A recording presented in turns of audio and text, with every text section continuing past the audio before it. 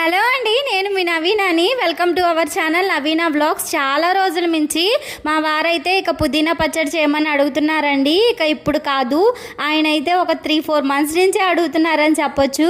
ఎప్పుడు పుదీనా తెచ్చినా బిర్యానీలో కానీ పలావ్లో కానీ తీసుకొస్తారే కానీ కొంచెం అంత ఎక్కువ క్వాంటిటీ తేరనమాట. ఇక ఆయన తెచ్చింది లేదు, నేను చేసింది లేదనమాట పచ్చడి. మొన్న అయితే ఇక మా తమ్ముడు పుదీనా తెమ్మంటే తెచ్చాడనమాట. సో దాంతో అయితే ఇక ప్రిపేర్ చేసేస్తున్నాను. పుదీనా పచ్చడి ఏంటంటే అంత మంచిగా నాకు అనిపించదండి. ఏదో తిన్నామంటే తిన్నాంలే అన్నట్టు తింటానన్నమాట. కానీ మా వారికి అయితే చాలా ఇష్టము. అదిగాక ఏంటంటే తింటే మంచిది కదా, అందుకని చెప్పేసి ఈరోజైతే ఇక ప్రిపేర్ చేసేస్తున్నాను. నోటికైతే ఇక పప్పు చారు రసము ఇలాంటివి తిని ఇక నోరైతే చప్పబడిపోయిందనే చెప్పొచ్చు. అందుకని చెప్పేసి కొంచెం అంత స్పైసీగా అయితే పచ్చడి ప్రిపేర్ చేస్తున్నాను. నోట్లో పెట్టుకోగానే చాలా మంటగా అనిపించిందండి. కాకపోతే తింటుంటే చాలా టేస్టీగా కూడా అనిపించింది.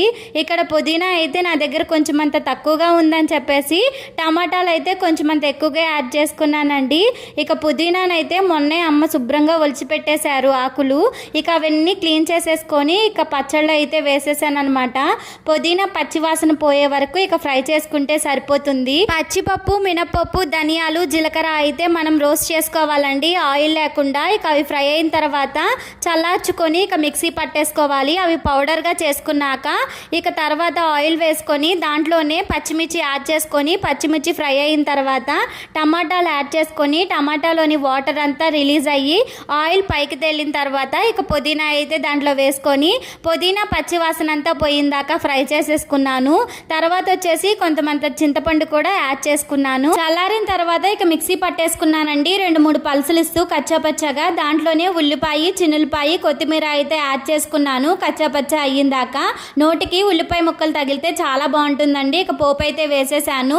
పోపు దినుసులు, ఎండుమిర్చి, కరివేపాకు యాడ్ చేసుకున్నాను. కొంచెం అంత జీలకర్ర కూడా, పసుపు, వీటితోనే ఇక పోపు అయితే కానిచ్చేసానండి.